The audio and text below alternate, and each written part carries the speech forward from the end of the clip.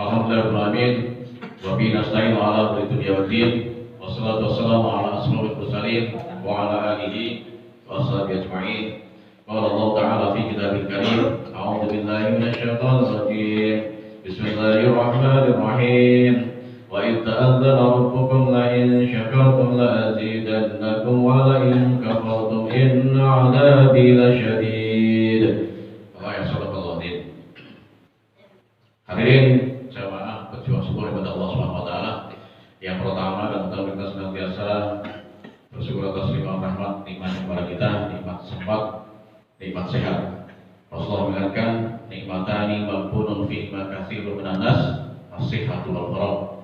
Dua nikmat yang manusia sering lupa, yaitu ketika kita diberi oleh Allah nikmat sempat dan sehat. Oleh karenanya di akhir Ramadan ini mari kita pergunakan nikmat sehat dan sempat untuk beribadah kepada Allah Subhanahu wa taala. Ya Allah, semoga kita semua menjadi orang yang bertakwa kelak. Amin ya rabbal alamin. Salawat dan salam semoga dilimpahkan kehadirat Nabi Muhammad sallallahu alaihi wasallam serta keluarga dan sahabatnya yang kita semua nantikan syafaatnya kelak di yaumil qiyamah. Allahumma shalli ala Muhammad. Bapak Ibu jamaah bersyukur kepada Allah Subhanahu wa taala. Kali saya ingin sampaikan kajian fikih tentang hikmah atau kaifiyah zakat. Sebelum itu, saya sampaikan sebuah hadis Rasulullah SAW. Sab'atun yudhilluhum fi dhillihi yawma la dhilla illa dhilluh. Ada 7 golongan yang akan mendapat naungan dari Allah pada hari kiamat, ya la dhilla illa dhilluh, di mana tidak ada perlindungan selain perlindungan darinya. Siapa 7 golongan itu? Beliau yang pertama adalah al-imamul adil, pemimpin yang adil. Pemimpin yang adil ini bisa kita terjemahkan dari mulai tingkat rendah, keluarga, ya, RT, RW sampai dengan tingkat presiden. Maka jika pemimpin itu adil, maka Allah akan memberikan perlindungan pada di yaumil qiyamah. Yang kedua, wasyabun nasya'a fi ibadatillah, atau fi ibadati rabbi. Yang kedua, pemuda yang rajin beribadah kepada Allah Subhanahu wa taala. Kenapa di sini bahasanya adalah syabun, pemuda? Karena kalau tua, kalau sudah tua itu kemudian dia taat beribadah, artinya apa? Sudah sewajarnya, karena wis wayahe gitu ya. Meskipun takdir Allah itu tidak pandang tua, muda, anak kecil, bahkan bayi ya. Maka bahasa adalah wasyabun, pemuda yang selalu beribadah kepada Allah, rajin beribadah kepada Allah. Karena kalau pemuda itu rajin beribadah kepada Allah, maka dia sebagai generasi muda ke depan, daerah itu akan kepemimpinannya semakin baik. Tapi ketika masjid itu tidak ada pemudanya, nah ya, lebih-lebih sekarang ini kan godaan kita. Kalau cerita dari beberapa masjid yang pernah kita mungkin jamaah di sana, dulu misalnya pemudanya banyak, kemudian sekarang mulai berkurang bahkan hilang, ya. Nah, mereka sibuk dengan dunianya. Nah ini kalau masyarakat nasya'a fi ibadatillah, ini bagian dari sesuatu yang luar biasa. Kemudian yang ketiga adalah seorang yang hatinya selalu merindukan masjid-masjid. Wa rajulun qalbuhu mu'allaqun fil masajid. Seorang yang hatinya selalu merindukan masjid. Artinya orang ini berprinsip dimanapun berada itu selalu ingat kepada Allah Subhanahu wa taala. Ya. Sehingga harapannya adalah ketika kita menjadi orang yang misalnya beraktivitas apapun profesi kita, pekerjaan kita, ketika ingat dengan masjid, insya Allah waktunya sholat, waktunya bekerja, kita bekerja. Itu logikanya. Sehingga apapun profesi kita tidak lupa dengan yang namanya beribadah kepada Allah. Seperti itu dedikasi atau etos kerja seorang muslim. Ketika kita dipanggil oleh Allah untuk beribadah, untuk sholat, kita kerjakan sholat. Ketika selesai sholat, kita kembali berniaga, ya, bekerja untuk mencari nafkah. Kemudian yang keempat adalah dua orang yang saling mencintai karena Allah. Wa rajulani tahabba fillah azza wa jalla istama alaihi wa tafarraqu alaihi. Yaitu dua orang yang saling mencintai karena Allah, keduanya berkumpul dan berpisah karena Allah. Jadi dua orang ini ketika dia bertaaruf, ya, selalu karena Allah Subhanahu, berpisah juga karena Allah, berteman karena Allah. Nah, ini harapannya adalah karena bertemunya karena Allah, berpisah karena Allah dalam rangka mencari ridha Allah Subhanahu wa taala. Artinya ketika dia berteman, bersahabat dalam rangka untuk mencari ridha Allah Subhanahu wa taala. Jadi mencari teman adalah teman yang bisa mengingatkan kita ketika kita berbuat tidak baik, diingatkan. Bukan teman sekedar apa? Kalau tanggal muda banyak temannya, tapi ketika tanggal tua sudah mulai menghilang. Nah, itu teman dunia. Kita berhaji jaga teman yang dunia akhirat, gitu ya. Sehingga bertemu karena Allah, berpisah juga karena Allah Subhanahu wa taala. Kemudian yang kelima, seorang yang bersedekah secara sembunyi sehingga tangan kirinya tidak mengetahui harta diinfakkan oleh tangan kanannya. Ini bentuk ketika kita berinfak, bersedekah. Dalam beberapa riwayat hadis, orang yang bersedekah kemudian ditampakkan, itu ibaratnya seperti orang yang kalau berzikir itu dengan suara keras. Tapi orang yang bersedekah dirahasiakan, baru berzikir secara sir atau rahasia. Boleh seperti itu, tergantung bagaimana niat kita masing-masing. Kalau kita sedekah kemudian ditampakkan, Allah berfirman, jika kamu menampakkan sedekah-sedekahmu maka itu baik, dan jika kamu menyembunyikannya dan berikannya kepada orang yang fakir, maka itu jauh lebih baik bagi kamu. Surat Al-Baqarah 271. Sehingga beribadah Allah Subhanahu wa taala artinya apa? Ketika kita bersedekah tidak kita tampakkan, menghindari apa? Riya. Menghindari apa? Riya. Riya itu ingin mendapat apa? Riya itu ingin mendapat pengakuan. Dilihat, ya. Riya itu ingin dilihat oleh orang lain. Jadi sedekah pengen misalnya sekian, saya sedekah sekian juta untuk masjid Baitur Rahman. Dia ingin dilihat orang lain, itu namanya riya. Ini bagian dari syirik yang khafi atau rahasia. Kemudian yang berikutnya adalah ketika seseorang itu tidak menampakkan. Nah, ini adalah supaya menghindari riya dan sum'ah. Kalau sum'ah apa? Sum'ah itu ingin dipuji oleh orang lain. Kalau riya ingin dilihat orang, tapi kalau sum'ah ingin mendapat pujian. Jadi kalau orang sehari gak dipuji, gak ada pujian dengan kebaikannya, itu dia riya. Itu kalau sum'ah. Jadi tidak sekedar ingin dilihat, tapi juga mendapat pujian dari orang lain. Ini kemudian yang berikutnya, yang keenam, seorang yang ingat Allah dalam kesepian, lalu kedua matanya berlinang air mata. Nah, ini baik-baik mati Allah. Arjul dzakarallahu khaliyan fafadat ainahu. Ujian bagi kita adalah apakah ketika kita ini dalam kondisi sepi, di kamar gitu ya, tetap ingat pada Allah, atau ketika kita sepi malah bermaksiat karena nggak ada yang ini ujian.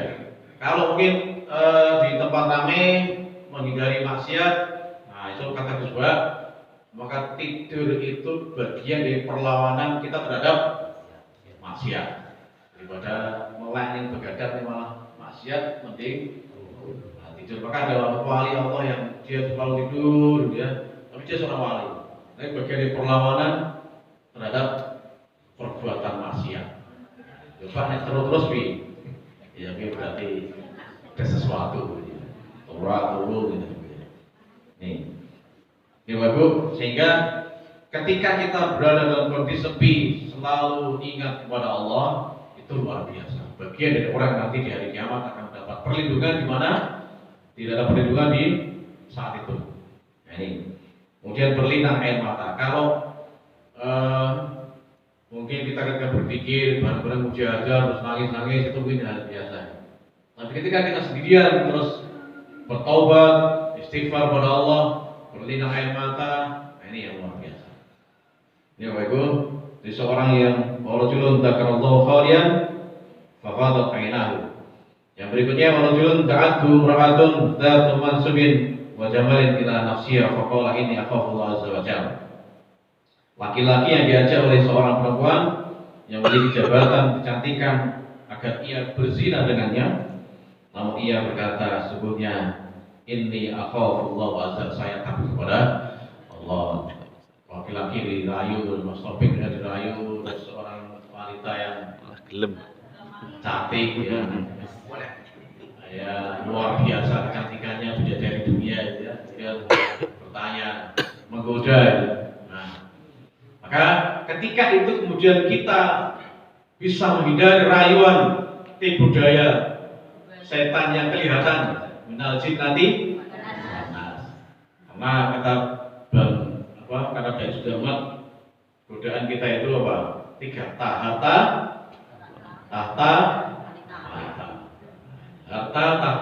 wanita.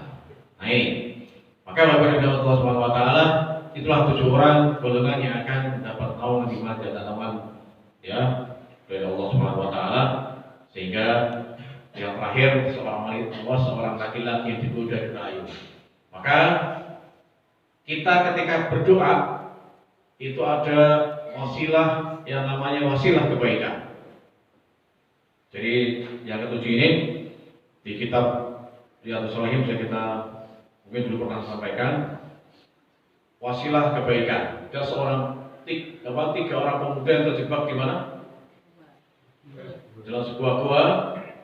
Kemudian dia ingin keluar dari jebakan gua itu, karena itu dia oleh penguasa yang dolim, kemudian dia melarikan diri, bersembunyi di gua, tiba-tiba batu di atas gua itu turun dan menutup pintu gua itu, dia tidak bisa keluar. Dia teringat ya dengan kebaikan-kebaikannya. Yang pemuda yang pertama, ya Allah, saya pernah ketika di dunia ya, ketika dulu dengan orang tua saya, dengan ibu saya, memenuhi kebutuhan ibu saya, menyiapkan minuman susu. Sebelum ibu saya minum susu, saya nggak minum. Seandainya itu kemudian engkau jadikan, engkau ridhoi, maka tolong bukakanlah pintu untuk kami. Kemudian betul, oleh Bismillah, pintu gua itu kemudian batu itu bergeser dikit-dikit. Orang yang kedua juga dia ingin kebaikannya, bahwa dia pernah memberikan modal kepada seorang upah pada karyawannya, dan ketika karyawan itu tidak diambil, dia investasikan untuk kebaikan, dan kita sudah berkembang, suruh mengambil karyawan itu, dan dia ingat, ya Allah, ketika itu engkau anggap dan kau terima kebaikan itu, maka bukakanlah pintu ini kepada. Nah ini, kemudian berbuka sedikit lagi, masih kurang sedikit karena nggak bisa lewat. Nah ini yang kemudian ketiga, apa? Ya Allah, saya dulu pernah ditawari meminjami ya, seorang wanita pinjaman uang, dan wanita itu ingin bayarnya dengan apa? Sesuatu. Bahkan itu digoda untuk menggaulinya, dan saya tidak menggauli dia, dan saya ikhlas karena Allah. Seandainya itu kau terima ibadah kebaikan ya Allah, bukakanlah pintu gua ini untuk kami. Akhirnya batu itu bergeser dan ketiga kemudian bisa keluar. Oleh karena itu, jamaah yang Allah Subhanahu Wa Taala, wasilah doa kita itu bisa dengan kebaikan. Jangan pernah punya kebaikan apa, terus punya hajat apa, maka ingat-ingat itu, jadikan wasilah untuk diijabahi doa kita. Gitu ya, paham ya? Jadi misalnya dengan pernah menolong orang, gitu ya, dieling-eling, ya Allah seandainya kebaikan saya itu Engkau terima, semoga kesulitan yang saya hadapi ini Engkau berikan jalan keluar. Insya Allah dengan demikian Allah akan bukakan jalan keluar untuk permasalahan kita. Jadi boleh dengan wasilah kebaikan-kebaikan yang pernah kita perbuat, sehingga dengan demikian Allah akan berikan jalan keluar dalam kesulitan yang kita hadapi. Itu yang Allah. Terakhir mari kita sedikit kaji tentang zakat. Zakat itu ada dua, zakat fitrah dan zakat mal. Kemudian kita sudah paham apa syarat atau harta yang wajib dikeluarkan zakatnya. Ada 6 macam. Yang pertama adalah binatang ternak. Contohnya apa? Kambing, sapi, ternak ya, unta, itu wajib dikeluarkan zakatnya. Kemudian emas dan perak, ini yang dijadikan oleh ulama dikiaskan zakat profesi. Nah, emas itu bagian dari 2,5%-nya ketika sudah sampai pada haul nisabnya untuk dikeluarkan zakatnya. Zakat profesi itu sudah sama, 2,5%-nya kita keluarkan. Jika punya gaji berapa, misalnya tiap bulan kita punya penghasilan gaji tetap itu 5 juta, ya, standarnya PNS 5 juta. Maka 2,5%-nya adalah wajib kita keluarkan zakatnya. Kemudian yang berikutnya tumbuh-tumbuhan. Tumbuh-tumbuhan contohnya apa? Tumbuh-tumbuhan, kemudian perdagangan, ini wajib dikeluarkan zakatnya. Harta temuan, dengan untuk nemu misalnya pakai di macul yang Tegal, jadi menemukan apa? Emas atau giok, harta karun, maka itu juga perlu dikeluarkan zakatnya. Namanya rikas atau barang temuan. Pak Gio. Kemudian hasil pertambangan, bisnis pertambangan, maka itu wajib dikeluarkan zakatnya. Syarat wajib zakat yaitu Islam, merdeka, milik sepenuhnya. Jadi barang itu adalah milik dengan sepenuhnya, seutuhnya. Tidak misalnya tanah ya, itu bukan hak pakai, bukan hak sewa. Misalnya dengan garap lahan itu gak wajib dengan ulama milik. Kalau itu hak milik panjenengan maka sudah sepenuhnya, maka wajib mengeluarkan zakatnya. Kemudian pemilik yang jelas dan pasti. Jadi hak milik kita itu jelas, itu menjadi HM-nya kita. Kemudian ada barangnya. Bagaimana ketika model sekarang ini bisnis, misalnya Mas Topik punya bisnis valuta asing, atau sekarang modelnya apa? Bitcoin gitu Mas Topik. Nah itu bagaimana hukumnya? Nah, ketika itu ada barangnya, ya maka wajib dikeluarkan zakatnya. Ini wajib dari Allah tentang hal yang perlu dikeluarkan zakatnya. Kemudian binatang ternak sudah menjadi kewajiban kita untuk dikeluarkan. Yang berikutnya nisab zakat. Masing-masing punya bagian. Ini kalau kita bahas sangat-sangat panjang. Yang berikutnya adalah zakat fitrah. Zakat fitrah adalah bagian di cara kita untuk membersihkan badan. Kalau zakat mal membersihkan apa? Harta kita. Kalau zakat fitrah untuk membersihkan badan kita, jiwa kita. Bagaimana hukumnya ketika atau berapa yang saya keluarkan? Di beberapa keterangan fikih ada yang menjelaskan tentang 2,5, ada yang 2,7 kilogram, dan itu harus berupa makanan pokok. Kalau makanan pokok kita itu gandum ya dengan gandum. Kalau makanan pokok kita itu nasi, ya nasi dengan beras. Nah itu. Sehingga ulama sepakat bahwa zakat kita harus berupa makanan pokok, ya, tidak berupa uang. Nah, bagaimana kalau berupa uang? Boleh, tapi kemudian apa? Misalnya ditempur kesek, kemudian kita niatkan zakatnya. Ini bapak yang kepada Allah tentang zakat fitrah. Bolehkah zakat fitrah itu ditakjilkan? Takjil itu apa? Didahulukan sebelum hari raya, ya. Ini kan pengen segera. Maka ulama sepakat dalam beberapa kitab fikih menyegerakan zakat itu paling cepat apa? 2 hari sebelum hari raya itu dibolehkan. Ya, 2 hari sebelum raya itu dibolehkan untuk takjil zakat untuk menyegerakan membayar zakat fitrah. Karena waktu yang diperbolehkan dari awal sampai dengan bulan Ramadan sebelum apa? Sholat Idul Fitri. Ini Bapak Ibu Allah untuk kaitannya dengan zakat fitrah. Kemudian ketika kita mengeluarkan zakat fitrah itu sudah lewat sholat Id, maka itu tidak masuk bagian dari tapi menjadi apa? Sedekah biasa. Ini yang saya sampaikan, semoga bermanfaat dan mari kita tutup puasa kita dengan sempurnakan membayar zakat agar supaya amal ibadah kita terima oleh Allah Subhanahu wa taala.